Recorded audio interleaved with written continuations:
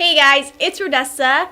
I have finished my first book of the year, which is the Potion Diaries Royal Tour by Amy Alward. It's the second book in the trilogy, I think it is. I reviewed the first one last year around this time, and I finally got around to reading the second book, and hopefully there isn't a year between this one and the next review for the third book. There is a lot of adventure, a lot of mystery, and it's definitely a page turner.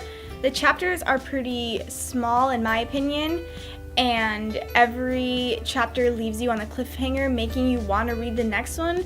So you pretty much need to have a good couple of free days to read this, otherwise you're gonna go crazy not knowing what happens in the next chapter. So I would say this book is a cross between a dystopian and a fantasy fairy tale.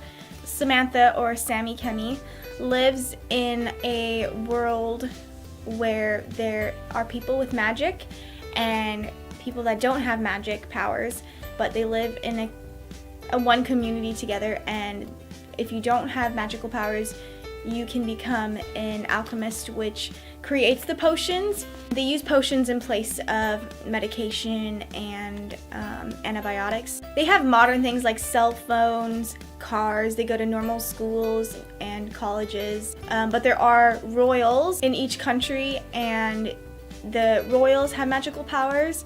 There's also ways to transport that are different than a realistic world, which are kind of like portals. This one in particular is about saving her new best friend, the Princess Evelyn.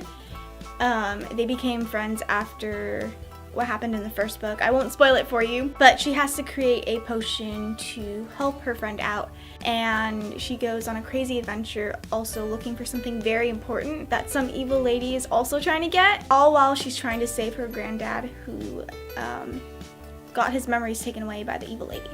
But there's a lot of adventure in this, and it reminds me of the Hunger Games a little bit because there's so much action involved, but it also reminds me of Narnia because there's so many different kinds of creatures, or Harry Potter. There's centaurs and dragons.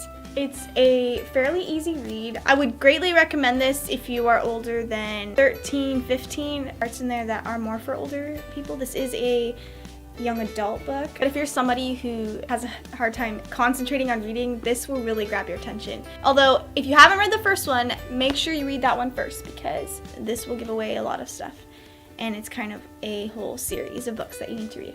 If you have any book recommendations for me, leave them in the comments below, or go find me on my social media and message me there. Don't forget to give this video a thumbs up if you liked it, and if you want me to do more book reviews. If you're not subscribed to my channel already, make sure you do so by clicking the red subscribe button, and I will see you guys in a couple days for another video. Bye!